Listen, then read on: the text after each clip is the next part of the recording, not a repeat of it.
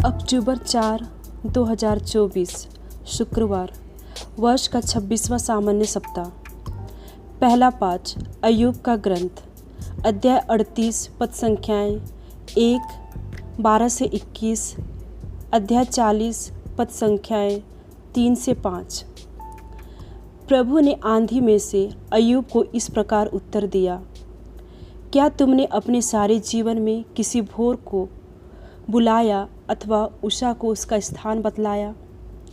क्या तुमने आदेश दिया कि वह पृथ्वी के छोरों को पकड़कर झटका दे, जिससे दुष्ट जन उसके तल से लुप्त हो जाए?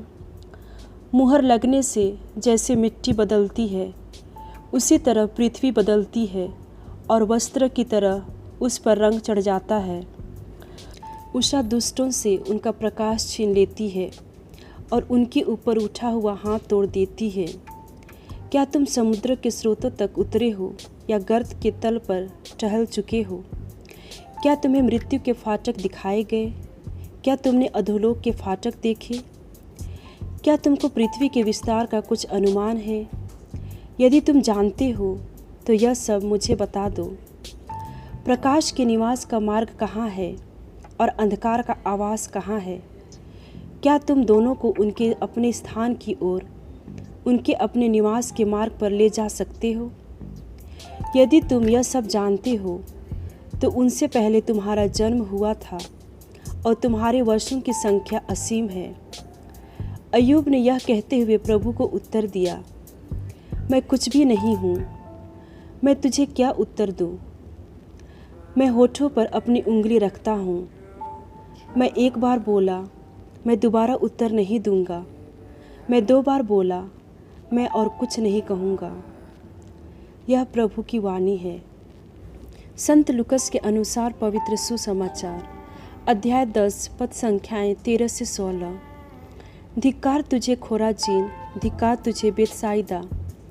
जो चमत्कार तुम में किए गए हैं, यदि वे तीरूस और सीदोन में किए गए होते तो उन्होंने न जाने कब से टाट ओढ़कर और भस्म रमाकर पश्चाताप किया होता।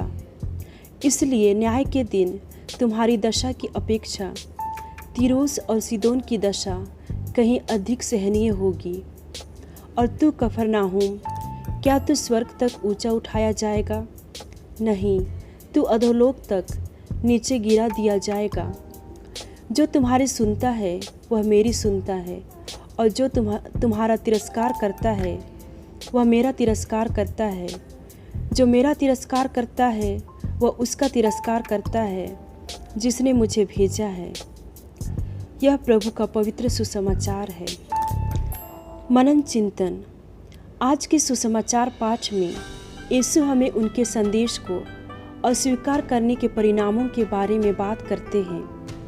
वह खोराजीन, बेतसाइदा और कफरनाहुम शहरों पर ध्यान केंद्रित करते हुए बताते हैं कि यदि वहाँ किए गए चमत्कार तीरूस और सीदोन में किए गए होते तो उन लोगों ने पश्चाताप किया होता। इस पाठ का मुख्य विषय ईश्वर की पुकार का उत्तर देने का महत्व है। यीशु समझाते हैं कि जो शहर उनकी शिक्षाओं और कार्यों को देखने के बाद भी उनकी अपेक्षा करते हैं, उन्हें बड़े न्याय का सामना करना पड़ेगा। यह हमें सिखाता है कि सत्य को जानने के साथ साथ जिम्मेदारियां भी आती है। जब हम ईश्वर के प्रेम और सत्य का सामना करते हैं तो हमें सकारात्मक प्रतिक्रिया देने, अपना हृदय बदलने और ईश्वर के अनुसार जीने के लिए बुलावा मिलता है। जैसा कि उन कस्बों में हुआ, हम भी कभी कभी ईश्वर के संदेशों के प्रति उदासीन या असंवेदनशील हो जाते हैं। हम उनके शब्द सुन सकते हैं, चर्च जा सकते हैं या दुनिया में उनके कार्यों को देख सकते हैं, लेकिन अगर हम विश्वास और कार्यों के साथ सक्रिय रूप से प्रतिक्रिया नहीं देते हैं तो हम उनके करीब आने का अवसर खो देते हैं। यीशु हमें याद दिलाते हैं कि उन्हें सुनना सिर्फ उनके शब्दों को सुनना नहीं है, बल्कि उन्हें जीना भी है।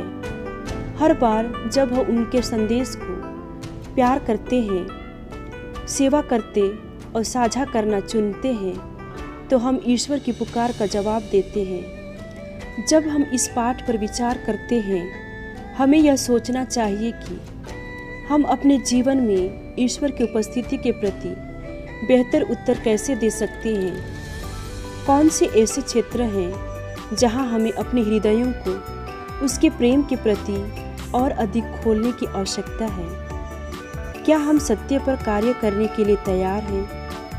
आइए हम ईश्वर के आह्वान को स्वीकार करने और उनके प्रेम को दूसरों के साथ साझा करने के लिए प्रेरित हों, ताकि हम उन शहरों की तरह न बने जो उत्तर देने का अवसर चूक गए।